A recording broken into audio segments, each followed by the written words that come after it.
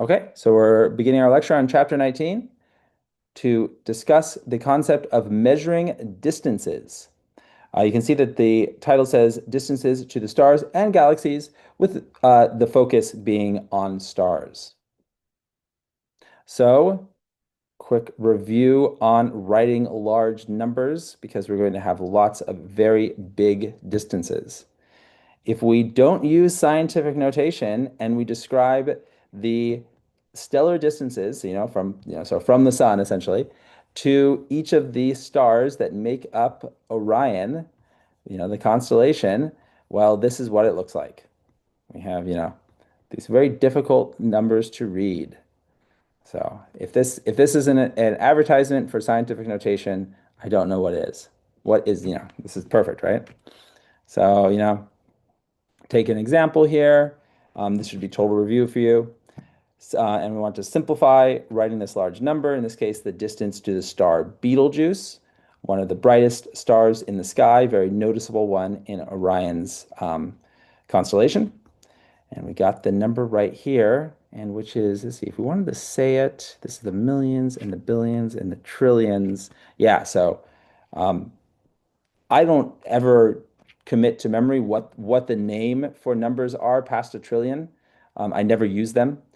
So I just say this in scientific notation, and this is bigger than a trillion. So I guess we could say this is 6,078 trillion kilometers. So it's 6,000 trillion kilometers, approximately. But scientific notation, of course, we move the decimal place all the way over, so the coefficient is between 1 and 10. We drop the leading or trailing zeros. We then set the exponent as the number of places the decimal moved. In this case, 15. Then we put the unit. The unit doesn't change. Converting the scientific notation doesn't affect the unit, but of course, sometimes changing between units necessitates, either introducing scientific notation or accommodating that change in units. And what I mean by that is like, say, kilometers to meters, right? Okay, so the distance to the star Mesa. What should the coefficient be when writing the distance in scientific notation? Take a minute, make sure you feel confident about this. I won't check the chat because this is pretty basic review, but still, if you want to okay, make sure you know it, put it down. Okay, let me show you all a chance to think about it, and it is 3, because that's the idea, right? The coefficient has to be between 1 and 10. It can't be 10 itself, right? Because that's 2 digits, and it can't be a 0, so you couldn't, so that's why 1 is wrong, for example. Okay? And then to what power? Okay, so the power in this case is how far you would have to move the decimal place, which of course originally started just to the right of the last 0 closest to the K. And so how many places do we have to move it to get our coefficient? Okay, so got your answer, 16. Yep, because of course we got, our 5 groupings of 3, so that's 15, and 1 more for 16. So here we go, converted the distance into scientific notation for Mesa, do the same for Betelgeuse, and then do it for all of the stars that make up the Orion's Nebula, or rather Orion's constellation, and there we go. Much easier to read. Okay, so now units of distance. Still a bit of review, but we'll get to some new stuff in just a moment. We have lots of different choices for length scales to use. And you've probably noticed that, right? Sometimes we use meters, sometimes we use kilometers. Kilometers more often than meters, with the caveat that when using kilometers, it's convenient and natural to do so. We just have to remember that if we're going to do a calculation, if we're going to use any one of our, formulas that come out of fundamental laws, then we have to convert to meters. So you just have to remember to convert to meters before you actually make any calculations. Kilometers might be used to measure distances on Earth. The astronomical unit we saw quite a bit on all of our chapters. that covered the solar system. Of course, we know the different orbits, comparing the distance of Jovian planets from the sun to Earth, and so on, at least Earth's distance from the sun.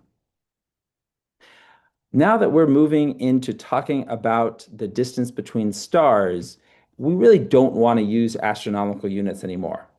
They, there's just, we would have to end up using scientific notation because there are going to be millions of astronomical units. And that'd be totally not the purpose of the AU. The reason we use the AU is because it's a helpful scale to conceptualize the solar system. Once it's necessary to use scientific notation with that unit, well, then we might as well just be using meters. So there'd be no reason to use AU. So we need a distance that could be small numbers for at least a handful of stars, or average distance between stars, and light years definitely satisfies that criteria. And as you probably recall, the definition of the light year is the distance that light travels in 1 year. So not only is it a helpful unit in a practical sense because of the values that naturally arise, it also has a great physical definition because it relates to the travel of this special property called light. It relates to these fascinating laws and evokes thoughts about these fascinating laws related to light. It even ties in the concept of look back time and reminds us that when we see distant objects, we are also seeing them in the past as they were, however many years is equivalent to the light year distance. That's how many, years old we see them, or we see them trapped in time. So which units would be most appropriate for talking about the distance to stars? Well, I think this is pretty obvious. Light years, okay? So here we have the actual values. So 1 AU is 1.496 times 10 to the 8 kilometers. In words, this was 149.6 million, not billion, but million kilometers.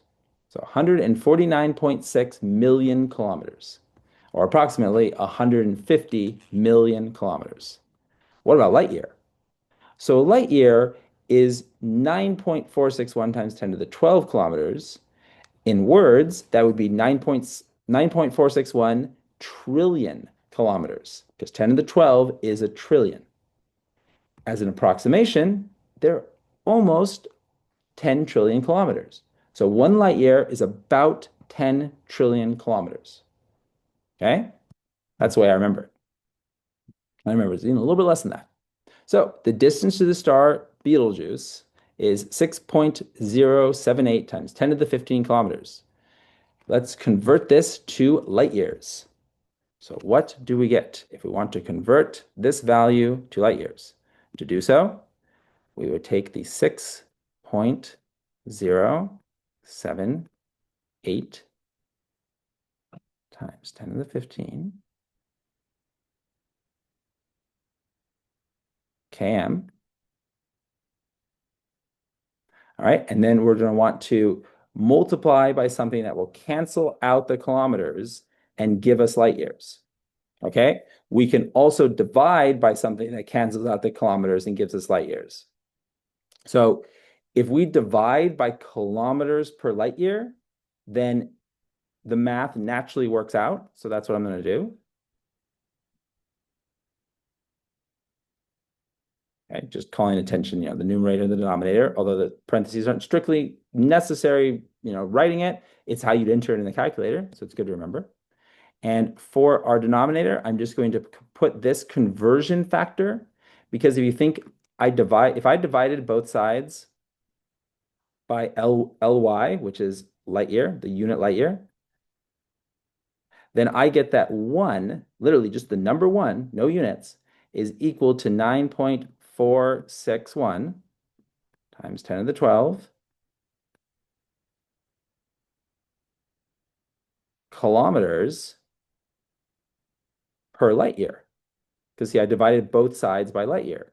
That cancel out light years on the left-hand side, just leaving the number one and making the units on the right-hand side be kilometers per light year.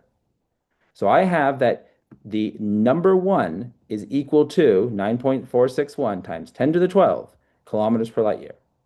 Okay, well, that means I can divide by the number one and not change the value of something. And so that's what you do when you do a conversion, a unit conversion, is you either multiply by one or you divide by one. And in doing so, you aren't changing the value, you're only changing the units because it makes sense, right? That dividing by one and multiplying by one doesn't change the value. Okay? So you're not changing the value of the measurement or the data, you're just changing the units because you're just dividing, in this case, dividing by one. So what was it? It was 9.461. And I'll point out again in a second why I know that I have to divide here instead of multiply. 9.461 times 10 to the 12. And then just kilometers per light year. So far, to describe the steps that I've taken and my thought process, is I came up with the conversion factor, which is this thing right here, by knowing that I wanted to set one equal to something. So it was natural to divide by light years instead of dividing by kilometers because that got the one by itself, literally with no units, just to reiterate that fact. It's such an important concept. So, okay, so this gave me my conversion factor. Then once I had it, I knew that I either had to multiply it or divide by it. So I looked at it and I said, okay, well, it's got kilometers, my conversion factor has kilometers in the numerator. So if it's got kilometers in the numerator, then if I divide by it, that will cancel the kilometers that is in my, given value that I want to convert. So that's why I knew to divide, because my conversion factor had kilometers in the numerator, and so did my value that needed converting. And if you think, okay, well, like in the numerator of what? Well, it's just km over 1, right? Because there is no denominator. In other words, you just want to make sure it cancels. So then we cancel out the kilometers. But does that actually work? Is that going to give us light years? Well, it is, because if you look at it, you can see that light years are now in the denominator of the denominator, which is the same as the numerator. In other words, just looking at the units, I now have, going back to before I canceled the kilometers, just for clarity, I have kilometers over light years. And this is just focusing on the units. Then I cancel out the kilometers.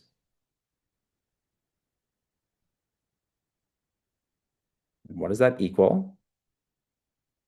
It's going to then equal 1 over a light year. Okay? And then, okay, how do I rewrite this? Because a fraction over a fraction is always a bit confusing. Well, remember that dividing by a fraction is the same as multiplying by its reciprocal. So that means that this is the same as multiplying by an Ly over 1, because that's the reciprocal of 1 over Ly. So there we see that now I just have 1 times L1 over 1, which of course is just Ly, that is, not L1, which is of course just Ly, which is just our way of expressing the unit light year. So there you go. In terms of the actual number, let's see. I'm just going to divide the coefficients just to show one more thing, which I've showed before, but I think it's worth coming back to real fast. Okay, so if I just do, I could, kind of estimate the division of the coefficients in my head, but I'm just going to do it this way. So I'm going to take 6, which is using my phone, by the way, with Desmos open, 6.078 divided by 9.461. There we go. Okay, so if I just look at the coefficients, I'm going to get, and we'll address the fact that this is not in scientific notation form, but 0.642, and I'll stick with, well, I guess they all had 4 significant digits, so I'll include one more. So 424. I rounded, but I didn't have to round up or anything because the next digit after that 4 is another 2. So this is, correctly expressed to four significant digits. And okay, so that was just dealing with the coefficients. Now I could have just, put all the numbers in and, did parentheses, but sometimes you might not like, be good about using parentheses correctly, and you need another method that you know will work for you. And that's what I'm trying to show. Okay, so just like could do an any calculator and get the right answer because it doesn't require any correct use of PEMDAS or parentheses. Literally just 6.078 divided by 9.461. That's what you get. Okay, so then that's the part we did with the calculator. Didn't want to do it, in our heads. Couldn't, right? Not accurately at least. So now how do we deal with the exponents? Well, the exponents, we just use a simple rule because when you have a power of 10 divided by another, 10 raised to a power. So you have a base of 10 raised to some power divided by another base of 10 raised to a different power. Well, since they have the same base, we can take a rule that says that division of two exponential expressions with the same base is equivalent to subtraction of the exponentials. Okay, so what that looks like is it will just be 10 raised to the 15 minus 12 power. So 15, I think that will show up against the black somewhat. So 15 minus 12. Okay, units we're already clear on, so LY, so we can put those in. So now I just have to clean up my answer here. So far, I know that I need to move this decimal place because it's not correctly placed for scientific notation, and I need to actually, finish this way of expressing the exponents. By the way, if you want to look up these sort of rules for exponents, they're called the laws of exponents, which often go hand in hand with the laws of logarithms, both of which we use. So it might be good to look up many of the like educational websites that have good summaries of that. If you're shaky on it, it's never too late, in this class to do it. It will always help you out for the final or test or homework or whatever. So leave it with the incorrect form for now because I want to show each step. So 6424, but we're almost done. Okay, and then times, and I switched over using a dot instead of a cross, so keep using a cross. Okay, just different notation. And then 10, okay, so 15 minus 12 is just 3. Okay, so far so good. And then if I want to move this over one place, then that means I'm going to reduce the value of the exponent with the base, that has base 10. So in other words, by moving it over one spot, then that's going to become a 10 to the 2 instead of 10 raised to the 3. Just be like this. So move it over here, which just reduces this number by 1, which means my final answer, so I didn't quite leave enough space for it, but we can kind of squeeze it in here. The final answer is going to be, just do this to be clear. What is it? So 6, make it a little more legible.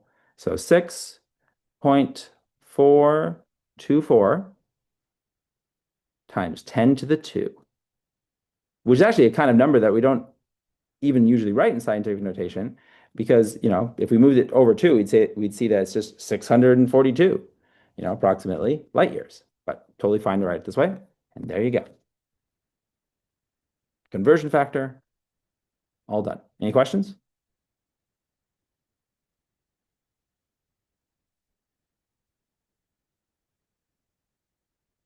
Well, conversion factor was one thing we used. I guess the whole process, call it conversion process. Cool, cool. All right, so moving right on to back to astronomy after our little, math review there.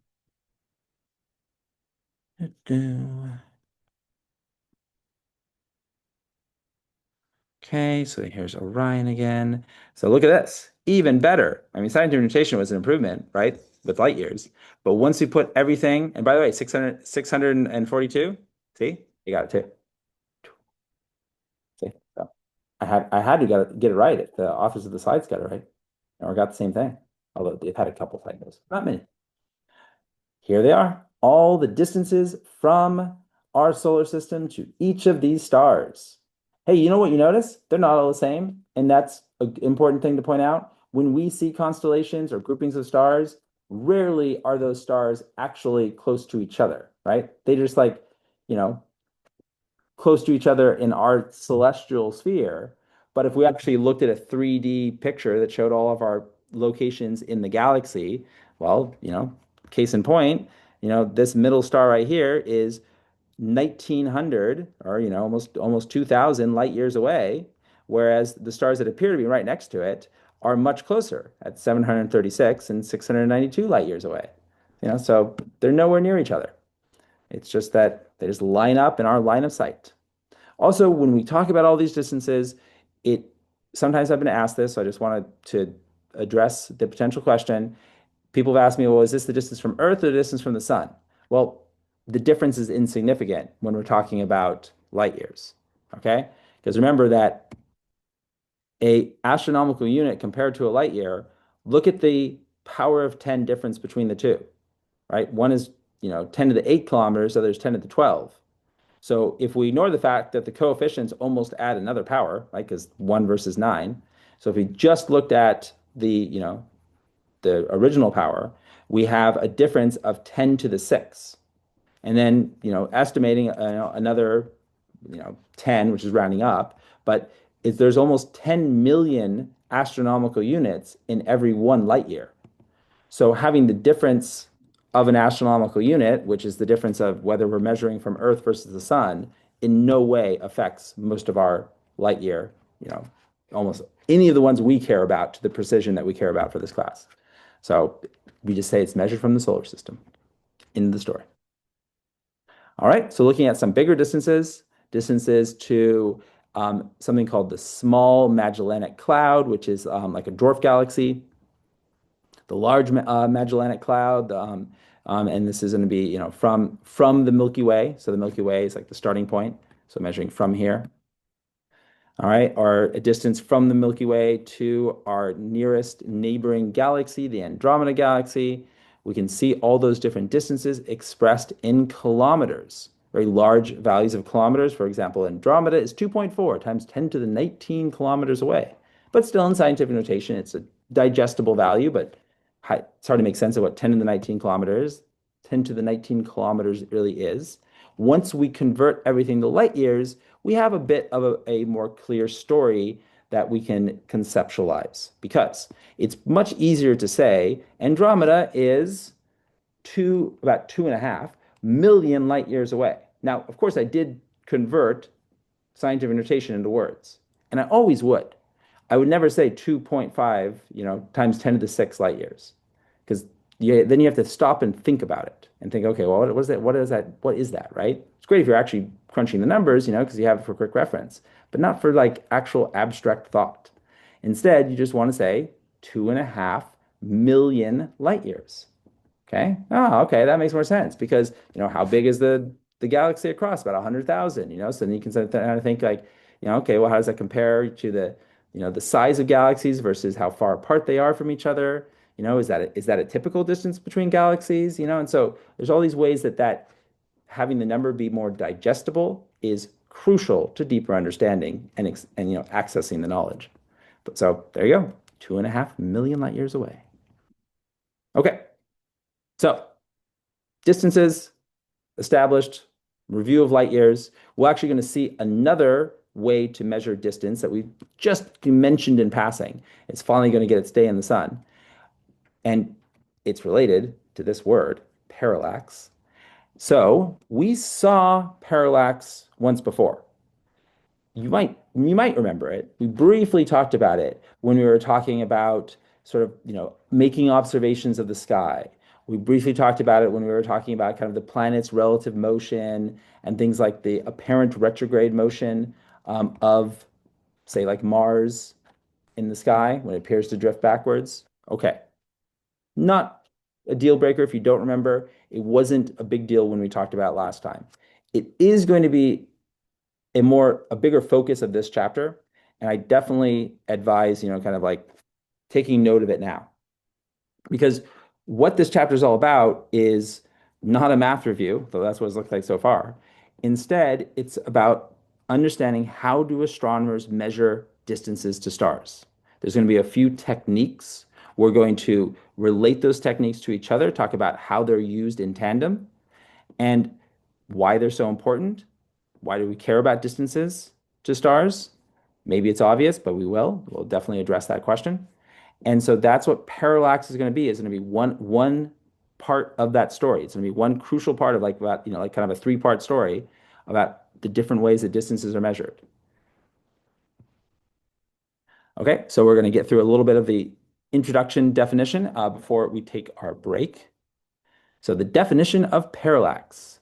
It is the apparent movement of objects due to different viewing positions.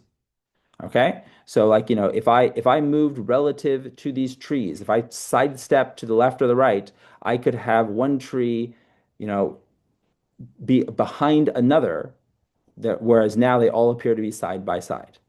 Okay. So that's the idea is you can move and then get objects to appear to move, you know, relative to each other, where of course they're not. The trees aren't moving, you're moving, and your line of sight is changing. Okay. Applies to stars just like trees. Okay, not the only time that trees are compared to stars for analogies. So if I have a nearby star, kind of like this maybe being our nearby tree, and I look at a line of sight from Earth or the solar system, whatever. Okay, although in some cases the on here, that's funny actually. So I have to sort of contradict myself, but not really, but I do. So I both do have to like backpedal a little bit, but I don't feel bad doing it if that makes sense. So I just like went on my way to stress how hey, it doesn't matter at all, what where you're measured from Earth or not, because it's not going to show up in the calculations. That's absolutely true, right? Whether you measure from the sun or the Earth. It turns out though that the technique of using parallax involves exactly taking into account that difference. So considering that Earth does orbit the sun and that it's going to have different relative positions to the stars because of our orbital diameter. In other words, our orbital diameter becomes the baseline of our parallax measurement. Ideas that will become more clear in just a minute. Once we have the parallax measurement and we can establish that that's a way of getting the distance then is so big that within the precision of the measurement, it won't matter whether we measured from Earth or the sun. Although we literally got that number from accounting for the fact that the Earth and the sun are not overlapped.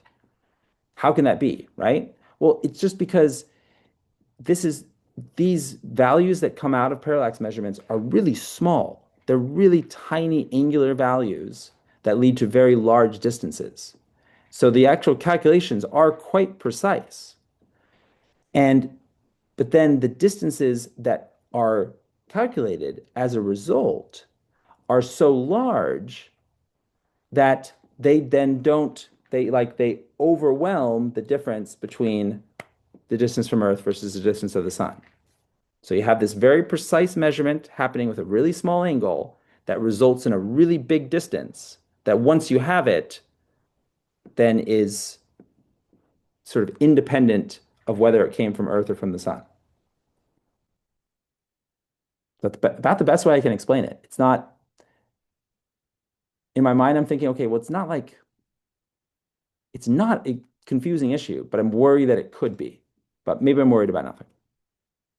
Okay, so with parallax, the key idea is that you make two measurements. Now, in reality, I'm sure they make more than two, but this is always the way it's explained because it's like it's a great simple way that gets the whole idea across. Okay, so in other words, you've got two positions of Earth.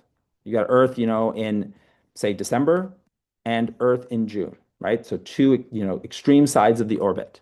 In each case, you consider a line of sight from Earth to the star that you care about. See? And then you continue that line of sight to a distant backdrop of stars. What the heck is that? Well, these are just stars that are so far away that they would not be measurable with this method. And measurable, what do I mean? Well, I mean the distance to them wouldn't be measurable with this method. So they're effectively so far away that they just stay fixed in place. If we went to the tree analogy, none of these trees are particularly far away, but imagine there were mountains in the distance. Well, if you moved side to side, those mountains wouldn't display parallax between their peaks, right? Because they're so far away that they're not going to be, shifting in the same way that closer by trees would be. Okay? So that's the idea is that there are plenty of distance, and it's not hard to find because parallax as a method of measuring the distance to stars has a limitation, so it has a maximum range of efficacy up to like 1,000 light years, conservatively, a little bit more with modern precision. But although that seems like a huge distance, 1,000 light years, and actually does encompass a huge swath of stars, that's just one little snippet of the arm of the galaxy that we're in. You can easily go 5,000 light years in the direction of the galactic plane and have plenty of more stars that are just still visible and essentially play the role of those fixed background of stars, the ones that are outside of the range of parallax measurement. Okay? Okay. So we will take a break now and come back with a concept question to continue this discussion. Okay, so let's do 5 minutes. I'm gonna pause the recording before I forget. All right, so continuing with chapter 19 and our discussion on parallax. We have a concept question under the title Parallax and Distance, because that's what this is all about, measuring distances. Would the parallax be greater if the star is nearby or far away? And when it says the parallax, that's the way it's usually said. If it helps, you could also say the parallax angle, because that's what this is, But what's your answer? Would the parallax be greater for a nearby star or a far away one? Which one? Put your answers in chat.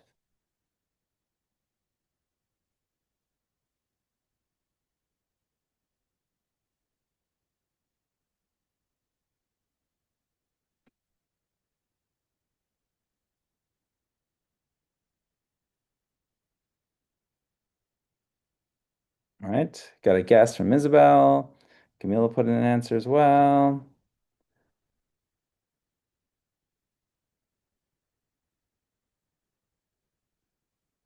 Okay, seems like we got some consensus here. Well done. It is definitely nearby. Okay, because what is parallax, right? It's that straight line of sight from Earth passing through the star compared to the background, the backdrop. So at the nearby star, the two apparent locations of that star relative to the background of fixed stars is pretty wide. Okay, so that's what we describe as the parallax angle, because this is the angular movement in the celestial sphere of this nearby star. Whereas the more distant one, because when you draw that straight line of sight, you end up getting a steeper angle. See, steeper angle, therefore less spread, less apparent motion across the celestial sphere, less apparent motion relative to those distant fixed stars. So there you go. There you have it. Absolutely. So the nearby stars are the ones that display, easily measurable parallax angles. If we could measure the parallax from Earth or Mars, would the star have a greater parallax on Earth or on Mars? So where would we get the the bigger measurement, the easier to measure value, taking parallax measurements of a star from Mars or from Earth? So again, I'd love to see some answers for this one. Tell me what you're thinking.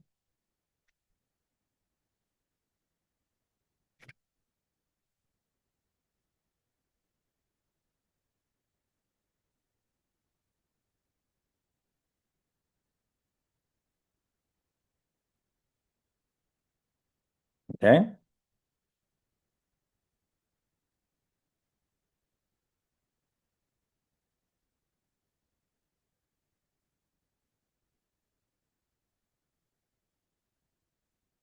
Not total consensus this time, but more votes for Earth so far. Let's see.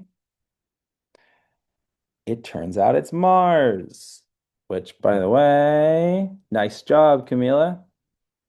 And I think this has the same, yeah, it shows it, yeah, so I don't have to draw it myself. So, okay, from Earth, same idea, right? Straight line of sight.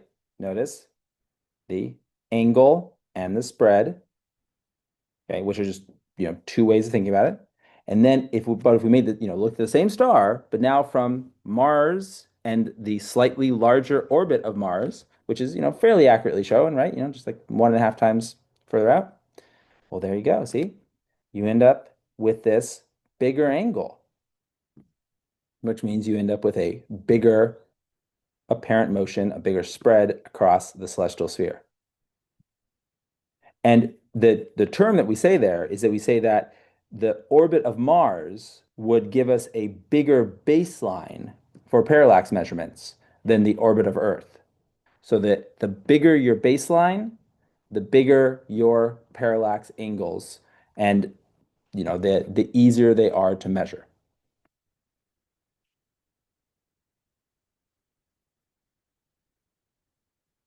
Okay, so in space, parallax is measured from opposite sides of the sun, as we spoke about, right? Shown here. The term parallax is given to the angle, right? So when we say parallax, we're talking about that angle.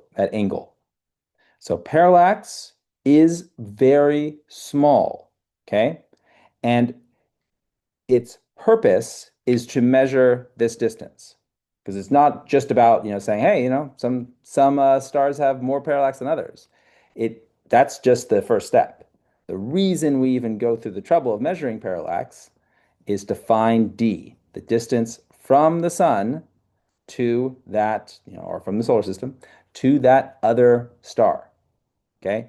Obviously, this triangular representation, right, with one AU being one side of the triangle, a right triangle, D, the desired distance being the other side, and the parallax angle, as shown, is not to scale at all, right?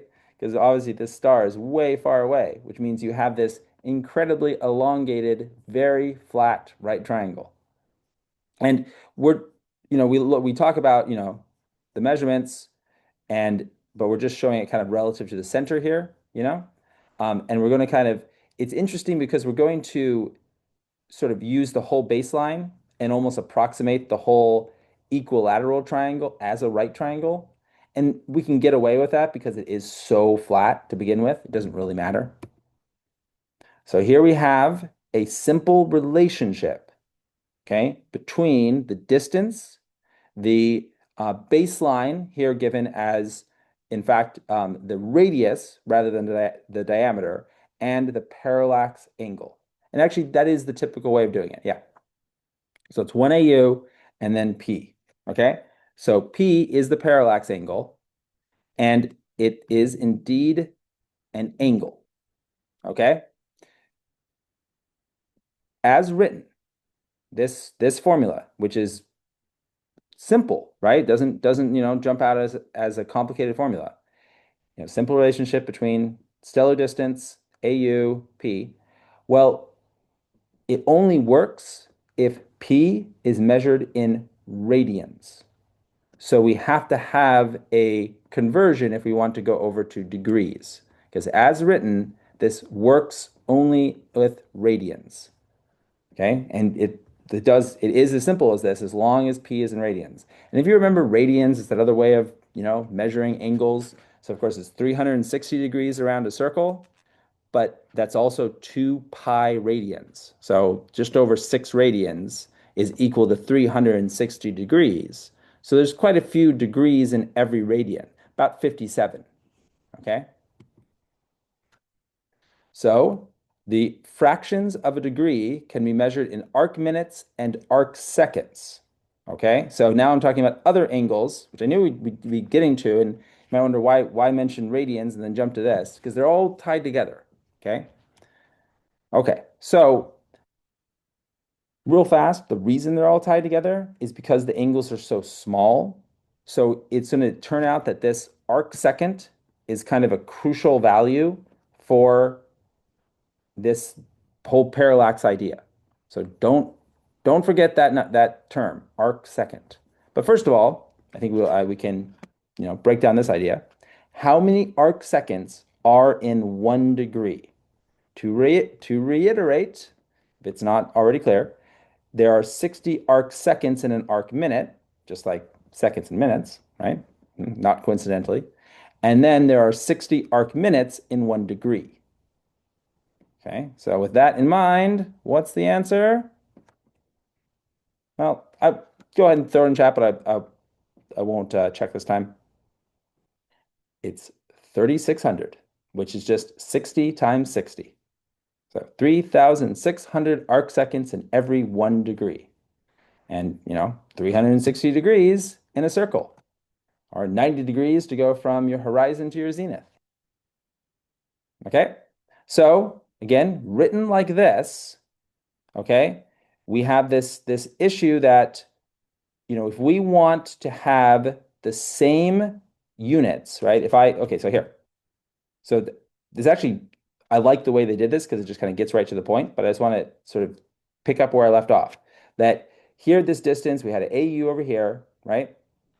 So how are we going to like work this out? Well, if we plugged in radians, then so if I put in units of radians right here, and I maybe was given that value to be some really small number, right? Because they're tiny angles. And then I solved for d. Well, radians don't have units, neither do degrees. Okay, they're just a ratio. So then if I solve for d, I would get an answer in AU, which then I could convert to kilometers or meters if I wanted to, okay, or light years for that matter. So that would totally work. And it's a good exercise in a sense, but it's not what you're really going to be required to do.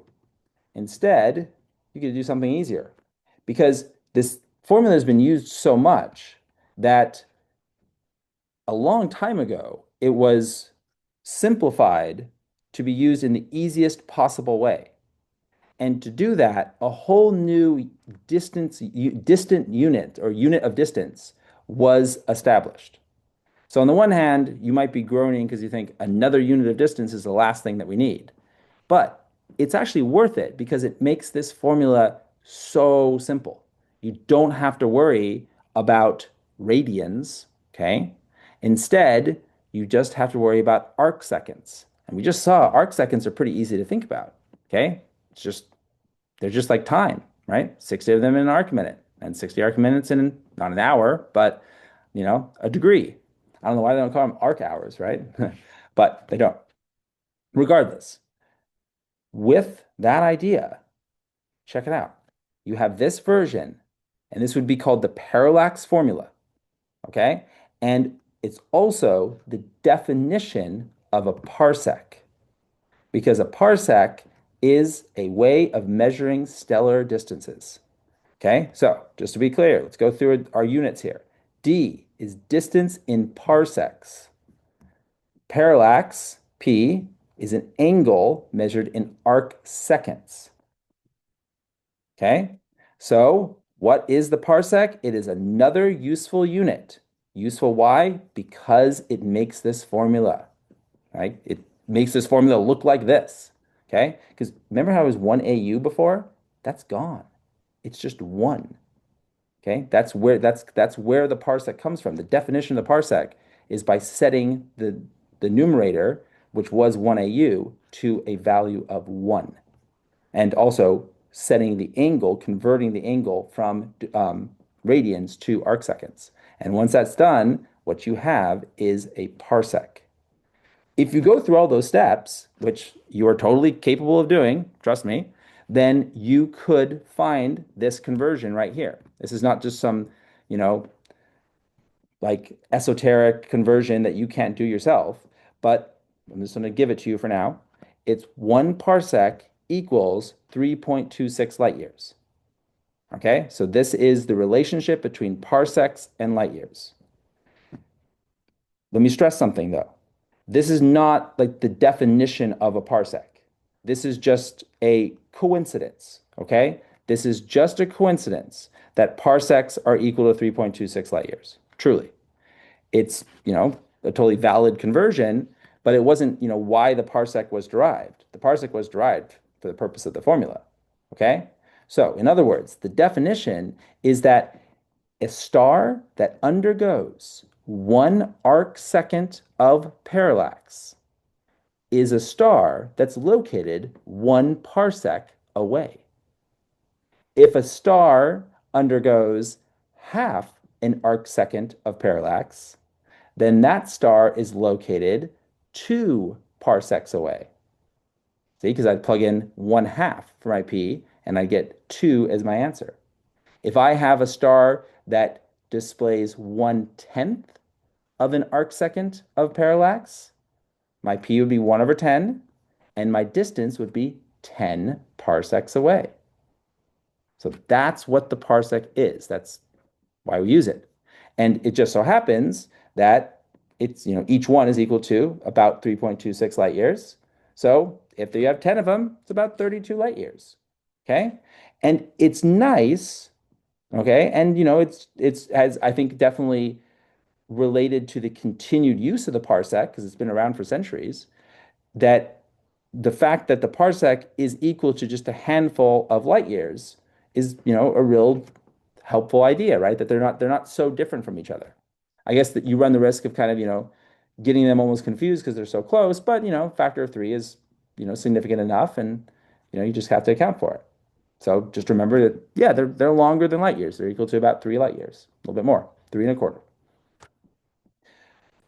What I want to say, and let me see if I have, yeah, yeah. So they don't really kind of it. Sometimes when we talk about the history, we talk about kind of how the parsec came about, and I want to just mention that in passing right now because the the closest star to us is a little bit more than 1 parsec away. So that star I always talk about, Alpha Centauri, sometimes called Alpha Centauri, sometimes called Alpha Centauri or Alpha Proxima, because actually they're actually part of the same stellar system. So whether referring to Alpha Centauri or Alpha Proxima, that closest star system to us, a group of 3 stars that orbit each other, is about 3.7 light years away. So more than 1 parsec, but just a little bit more. And so, it's almost like you can say, not quite, but you could say that, like that 1 arcsecond is the greatest parallax that any star undergoes, because no star is going to display more parallax than that closest one, that one that is, 3.7 light years away, or just a little bit more than 1 parsec. Once you get to the next star and the next one and the next one, maybe you're up to like 5 light years. Well, at 5 light years, you've got, less than an arcsecond, because the angles just keep getting smaller, because it's a inverse proportionality between distance and parsec angle. Well, this is so interesting because it meant that until modern times, it was impossible to measure such a value. Even with the early telescopes, that angle was too small to see, measure, calculate, work with. Okay, Galileo wasn't able to confirm parallax of any stars. It wasn't until the 1700s that astronomers were able to observe and document that some stars actually underwent parallax. And why is that important? Well, because if if parallax had been more obvious, if there had been stars that were closer to us, no one would have ever said that Earth was the center of the universe, because it would have been readily apparent to stargazers from ancient times that there were stars that shifted, and the explanation would have come to them naturally. I'm not kidding. They even considered it and looked for it. That they said, well, if Earth is orbiting the sun, then we should see some stars shift back and forth. Okay. I don't know what the ancient Greeks called parallax, but that's what they looked for. But they couldn't find it because there is no way to find less than an arc second of angular shift with naked eye observations. Even 1500 years later with a telescope, still you needed a better telescope to do it. So it was always this elusive confirmation of Earth's relative motion to the sun. Okay. And kind of interesting, right? That it we easily could have had closer stars. There are plenty of pockets of the galaxy where stars are only, 1 light year apart, which would have been made a huge difference because it would have been much easier to observe. So, summary of the four distance scales: kilometers, astronomical units, light years, and parsecs. And this is the big four. This is, and none of them are actual base units of the metric system. Remember that. Okay. So at the end of the day, if you want to use a calculation, you have to convert all of them to meters. Of course, in the case of kilometers, that's just dividing by 1,000, so pretty easy. But keep that in mind. So even though we express AU in kilometers, we express light year in kilometers and parsec, and this is commonly done. None of these can be plugged in to say like Kepler's third law. You have to convert to meters first. Intergalactic parallax. So once we, use this, this angle, so measuring parallax angles down to, what is it, like a millionth of an arc second? I didn't even know this was even possible. We can actually get intergalactic parallax angles. Okay. Yeah, maybe it's only possible for galaxies because they're a bigger target. They cover a larger angular size. I'm guessing that's the case because you know, I don't think we couldn't get this level of precision for a star. Not that I know of. Because I've looked pretty recently into like what's the limit of parallax. So who knows? Oh, I should have read on. So we can't do it. So it's not achievable. It's about 40 times too small for us to measure with current technology. So okay, but we're getting close. So it definitely is. It's because it's just measuring a dot. We don't run into the same resolution issues that are so crucial to sort of validate that idea that stars are always just going to be a dot. You can never resolve a star as a circle. But if you're just trying to get motion, you can really use some pretty like exact techniques of looking at the spectrogram and finding a tiny bit of motion, tiny bit of actual lateral movement. So parallax, there's room for improvement, but it's a slow process. Although I don't know if we'll ever be able to measure parallax angles this small. Okay, but that's a segue. In case you didn't notice. It's telling us that we need another way, right? Parallax doesn't work at great distances. Just simply doesn't work. So if we want to measure stars, outside of the Milky Way, maybe one of those dwarf galaxies, those big clouds of stars like the Magellanic Clouds. If we want to measure stars that are just above the galactic disk, in these the halo region as it's called, or even if we happen to have a line of sight of a star that isn't obscured by the galactic center, but is kind of like way off to the side, like, but on the other edge of the galaxy that we kind of, have a view of, even that would be too far to get a good distance measurement for.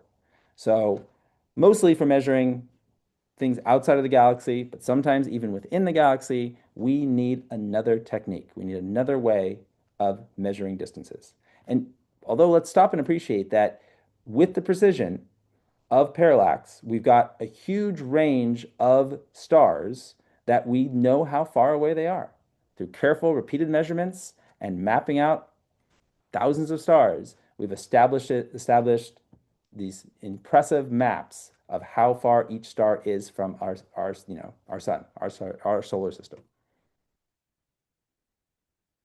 And as far as like kind of why that matters, maybe it's obvious, but we'll come back to it. So what's the other method? Cepheid variable stars, which probably makes you say that's not what I expected. Well, we go from parallax, this very mathematical, geometric, really, kind of tool that is fundamental, that the ancients could have come up with, to something that is totally modern and no ancients could have come up with and is just a lucky discovery. Okay. And also, the term itself, Cepheid variables, is referring to a class of stars rather than a geometric concept. So it's, already like, a more purely astronomical. It That class of stars is named after the constellation where they were discovered. So Cepheid, the Cepheid constellation, that's where the name comes from. Just kind of an unusual name, right? But that's just where they were first discovered, although there are many of them. They don't just exist in that pocket of the sky. They're called variables because they vary. In fact, they are stars whose brightness fluctuates over time.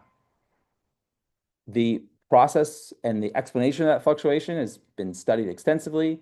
It's understood to have to do with some instability in the star. So the star has a not quite fully working thermostat, that equilibrium that we talked about, where it's kind of it's able to keep itself from, say, blowing up or collapsing under the influence of gravity, but it does it by kind of staggering back and forth, so to speak, right? It can't it and that's it stays like that for, as far as I know, millions of years, but not, yeah, millions, maybe hundreds of millions of years, because it is on a trajectory towards other stages. Point being is that, yeah, it's a failing star, but not catastrophically, but in a reliable way. What this brightness fluctuation looks like is basically like a typical sine curve or some sort of wiggle, right? It doesn't have a perfectly symmetric shape, but it does have a really reliable period of repetition. So just, regardless of the shape, you know, because obviously it's kind of this lopsided curve, but it repeats over and over again. And this is not real data, obviously, but this is what in general Cepheid variable light curve data looks like, where this is the magnitude of basically the light that reaches Earth, so the measurable magnitude of light, and then just varying over time. Okay. So the time to repeat the pattern is, right, I already told you, it's 2, also 4, okay? And, yep, so I guess more than one of them would be the official answer if this was like multiple choice and you had to choose. Okay? They were discovered by this woman here, Henrietta Leavitt. So she was a team of women who recorded astronomical data at the Harvard Observatory. So we're struggling with the words there. Um, she was called a Harvard computer. That's what they called mostly women who worked as running all the calculations for teams of scientists. At a later age, but not much later, NASA had their NASA computers. If you've seen like that movie Hidden Figures. So because of sexist bias at the time, she was not, given like a full professorship, certainly would today, right? So not wasn't able to, kind of have the prestige that she deserved, but history remembers her achievements. In 1908, she discovered that the period of variable stars in the small Magellanic Cloud, that's that dwarf galaxy that is above the Milky Way galaxy, or just located relative to it, those periods were closely related to their apparent magnitude. Okay, so she found that there was a correlation between the period of the fluctuations and how bright they appeared. And here's the kicker. They were all about the same distance. Though the cloud itself is fairly large, it's distance away from us is greater than its size significantly. So, to a reasonable first approximation, she was able to say, hey, all these stars are about equally far away. And so then the brighter ones that, the ones that appear brighter, because that's what we mean by apparent magnitude. Remember, we had a homework assignment with apparent magnitude? Well, we're going to be doing it again. I'm going to be assigning another homework assignment with apparent magnitude. Well, now we get to actually use it more. But anyway, the apparent magnitude that she saw actually related to an intrinsic property of the star. It related to its luminosity. Why? Because of the reasonable approximation that all the stars were about at the same distance away. Because again, they were all in the same cloud. So there you go, right? That's a crucial connection. You got all these stars that vary in brightness. We know because they're all about the same distance, they vary in luminosity. Because remember, those are different things. Apparent brightness, that's just how we see them. Luminosity is how much power they actually output. Okay, you have two stars that have very different luminosities, but the same apparent magnitude if they're different distances. But these ones weren't. Okay, hopefully that's clear. Anyway, so in other words, she was able to replace apparent magnitude with luminosity and therefore get a connection between luminosity and period. And she wasn't looking for it. There'd be no reason to, but she noticed it. She noticed that there was a relationship between these two quantities.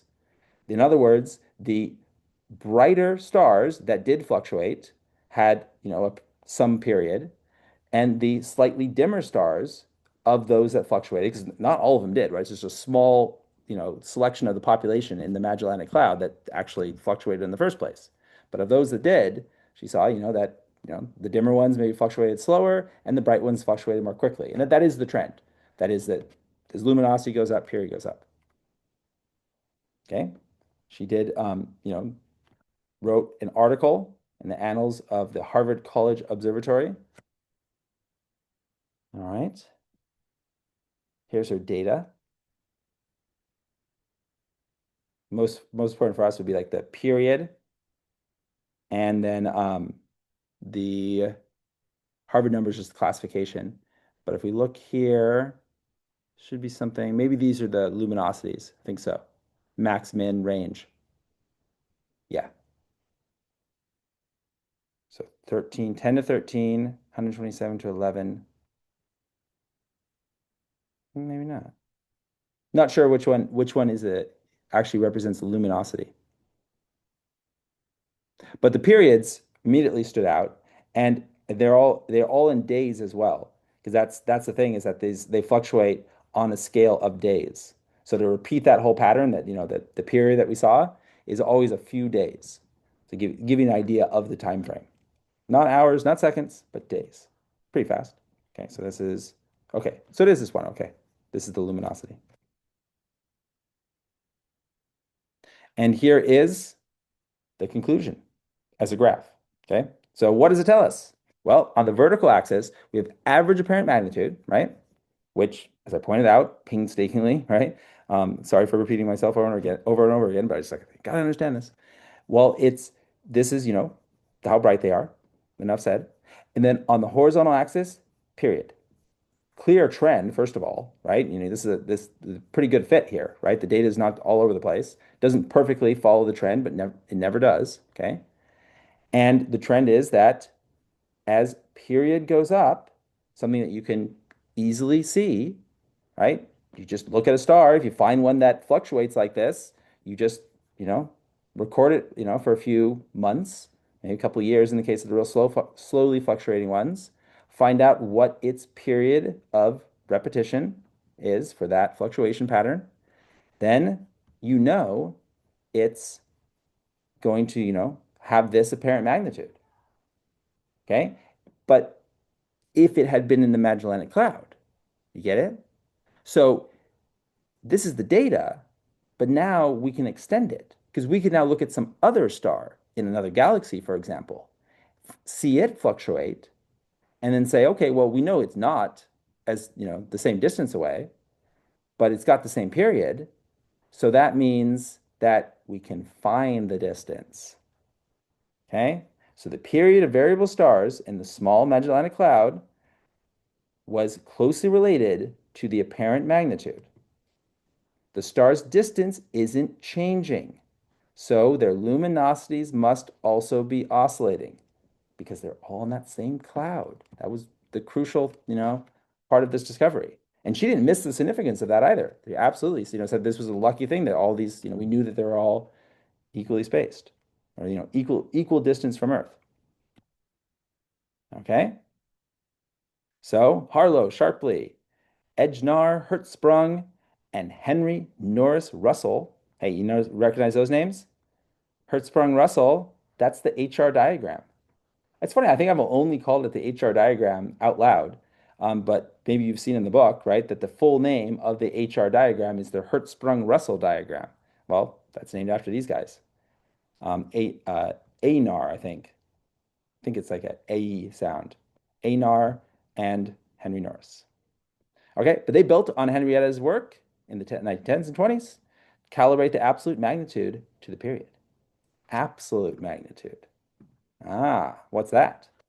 Okay, you'll see in just a second. So now we have a relationship that isn't specific to that one cloud that Henrietta was studying, but instead can be applied to anywhere, to any view. Okay? So watch the animation of the variable star.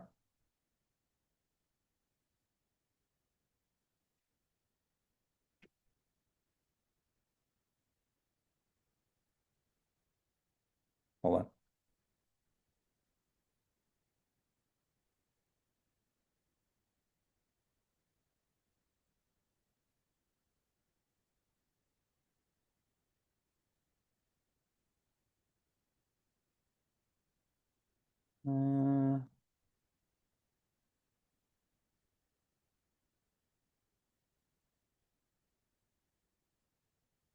There we go.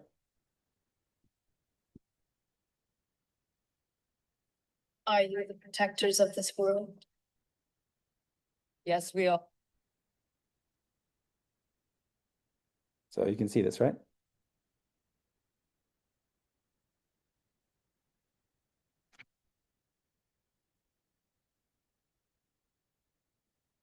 Yeah.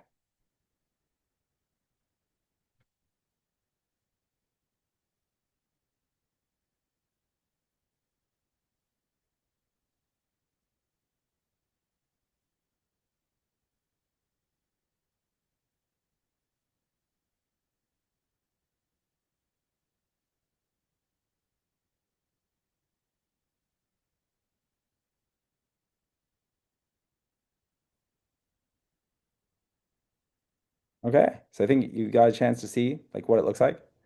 So let's try it here again. So I think that they have it like not varying at first. It's like this is like when it starts, it's like entering that phase of its life now.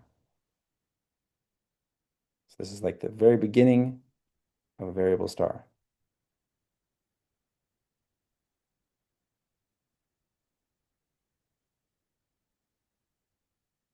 Obviously sped up because this would be, 10, around 10 days, right, between repetitions. Okay, cool.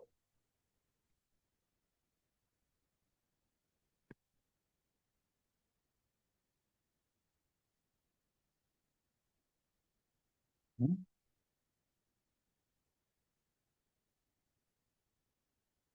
So then it asks which property of the star was changing to cause its luminosity oscillation. Well, you probably already saw the answer because it was there in the preview before I restarted the slideshow. And anyway, it's a trick question because it's both the size and the brightness changed, right? We kind of like maybe it was obvious in the video that it was brighter sometimes than others, kind of dimmer. We definitely saw the color change. That color would be associated with temperature. We know temperature has a real strong relationship to brightness. So it's safe to say the brightness changed as well as the size. So the luminosity in that's varying is being caused, right? That the brightness that we see is being caused by a change in both size and actual energy output. But combined together, it still creates a nice cycle. And it doesn't matter that it's a combination of size and energy output. It's, you know, they just work together to create the curve. But the fact that the curve is still directly related to the average luminosity, all right? Because if the luminosity is varying, so we got to say what do you mean by the luminosity? Well, it's like the average. Well, that still is so crucial because it still lets us measure distance. Okay, if you're still kind of wondering, like, well, how do we measure distance? We're getting there. We'll do that in the next couple minutes. Okay, so we learned the luminosity by measuring the period. Okay, and then so let's look at the steps here. Okay, this is so clear, I think. Okay, because look, we're using the Cepheid variables. I've said that they were a great breakthrough. That the slides pointed out that we needed something else than parallax for measuring distances outside the galaxy. Cepheid variables apparently are the solution. It seems pretty convenient that they have this relationship between luminosity and period of fluctuation. But how does it all work? Let's do it. We learn the luminosity by measuring the period. Okay, so really you could think of this two steps: measure the period, then just relate it to the luminosity based off of the data out there, based off of this collected data. And obviously, this data set is just growing more robust over time. Okay. Then you take another measurement. So the first measurement was the period. Check. Second measurement is the apparent magnitude. I've said before that this is something you can always measure because it's just how bright the star appears. Okay? And it's that logarithm based scale. So like a really bright star has an apparent magnitude of 0. Some like the brightest stars in the sky have apparent magnitudes of like -1, like Vega, but they don't get any brighter than that. Remember, like the full moon is -17. The sun is like -27, right? So if you have a negative number, that's a really bright object. Most stars that have apparent magnitudes are in the low, positive values. So like 1, 2, 3. Then there's some cutoff, which is like visible, the naked eye observation cutoff. You can't see stars that are fainter. And the very faintest stars that we can see with like a really good telescope would have like an apparent magnitude of 12 or something. Okay, so that's kind of, that's what we mean, and something you can always measure because you just need some sensor to talk, to pick up like, how many photons are coming in, how, bright that object is. And the scale is established based off of those basically like fence posts of well-known stars like Vega, full moon, yeah, Venus, Mercury, like your really bright planets, right? So we have those for reference, which has established the scale. So okay, great. Check, done. Then we use those two measurements, the luminosity, which technically was calculated but came directly from the measurement of period, the directly measured apparent magnitude, we use them to measure distance. Okay? So we just use them together to measure the distance. That's all there is to it. Okay? And we might need an equation though, right? So it's like, okay, that's great, but doesn't tell you how to do it, just says that's all there is to it. Well, that's what these next slides are about. This next section is like, okay, well, let's kind of break down that technique a little bit more. And what it involves is something I know some people find confusing, is this quantity called absolute magnitude. And absolute magnitude is another measure of brightness, but it's also directly related to luminosity, unlike apparent brightness, because apparent brightness is not directly related to luminosity because you need to know distance to relate apparent brightness to luminosity. But we're trying to find distance. That's the whole point, right? We're trying to use the period. Okay. So how do we do that, right? Well, we've got all that original data from the Magellanic Cloud, right? And we've got other Cepheid variables that were measured with parallax. Is that cool? Because as long as when we found many Cepheid variables that are within the domain of parallax measurements, they're close enough that we can get a good measurement of their distance using parallax. Okay, well then we can confirm that, this relationship holds. The relationship that was first established with the data set, from Henrietta Leavitt. Okay, and this is all done though with that absolute magnitude that I just mentioned a second ago. So instead of kind of going straight to luminosity, we use absolute magnitude as a stepping stone, which strictly speaking isn't necessary, but it's obviously the way it's always been done. And what you'll see is that it's how bright a star would appear if you were located 10 parsecs or light years. I think it's 10 light years from that star. So if that star was 10 light years away from you as the observer, this is how bright the star would appear. So it's like taking every apparent magnitude and then saying, okay, well, those vary because the distances vary. But what if we imagine that we could move to 10 light years away from that star, then how bright would it be? And if we did that for every single star, then we've got this shared value. How bright would it appear if you're this distance away? Okay. So let's see, checking time. Yeah, I think I can get through a good amount of that before we wrap up at 11:20. So first, a review of luminosity. I could say this is a review because we did see this back in chapter 5. Fine if you forgot. Definition: luminosity is the total amount of light energy released by a star or galaxy every second. Okay, so it does have units of watts. It's literally power. Okay, so luminosity is just a word astronomers use instead of power. For a light bulb, we wouldn't say, what's the luminosity of a light bulb? We say, what's the power output?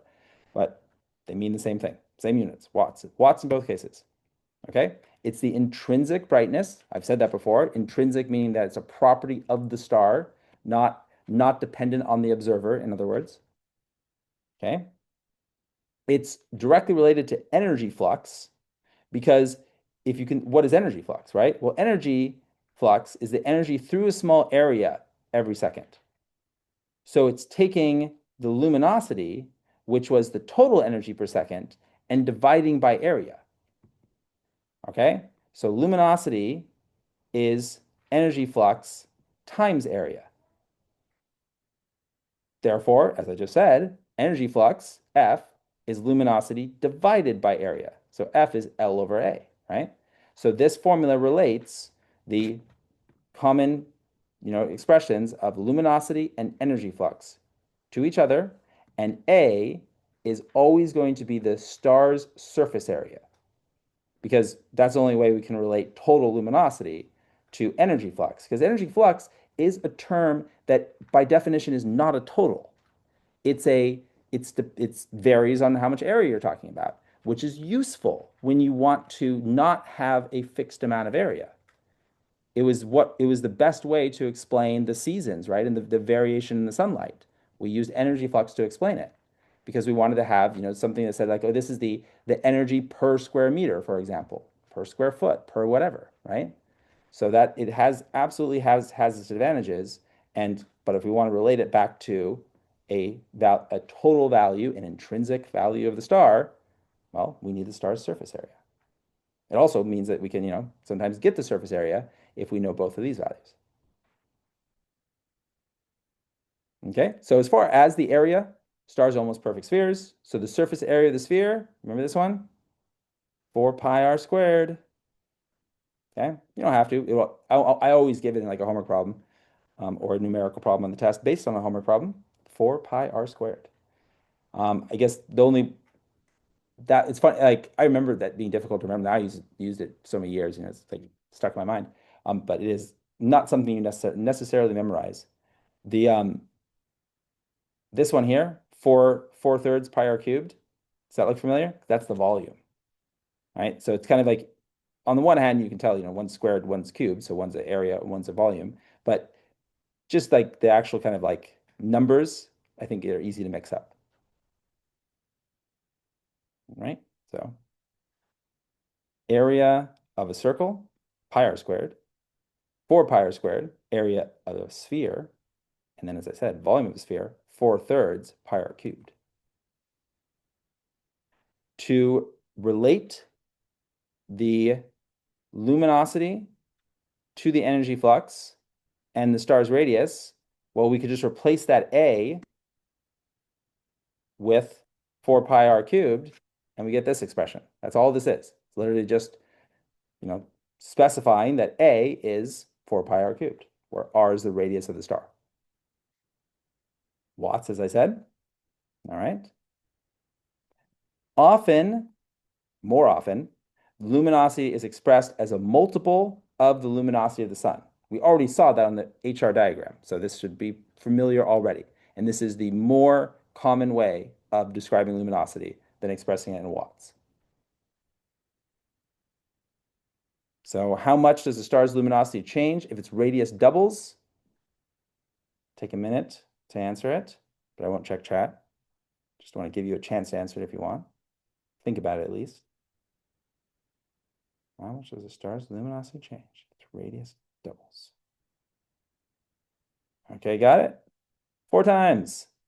It's a square relationship. If you triple the radius, it'd be 9 times the luminosity. Okay? Luminosity depends on distance. As you get further away, okay? Sorry, luminosity doesn't. It's a big no-no. Luminosity describes the object, okay? It's like the light bulb isn't dimmer, it's like it's not the 60-watt light bulb isn't less than 60 watts because I'm standing further away, okay? But I just misspoke. But brightness does decrease, okay? Because brightness is a perceived quantity. Luminosity is not, okay? Crucial difference.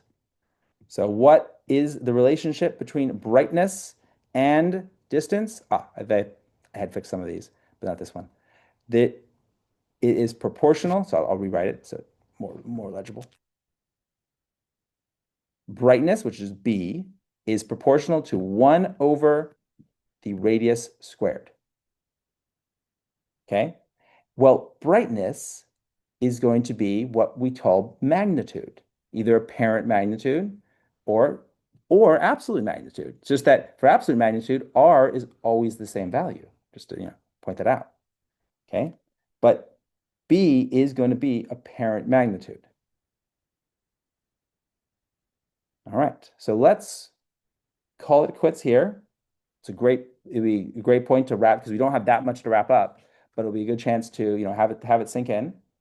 And I'll finish up the last few slides for chapter 19, first thing at the beginning of our class session tomorrow, and then we'll we'll go ahead and do a Zoom quiz on chapter 19 right afterwards. So all this stuff about parallax and Cepheid variables, lots of good opportunity for questions. You know what to review, and it will all be taking place, I don't know, around 10:40 maybe. All right, so plan on that. Another Zoom quiz tomorrow, finish off our week. And that's it for today.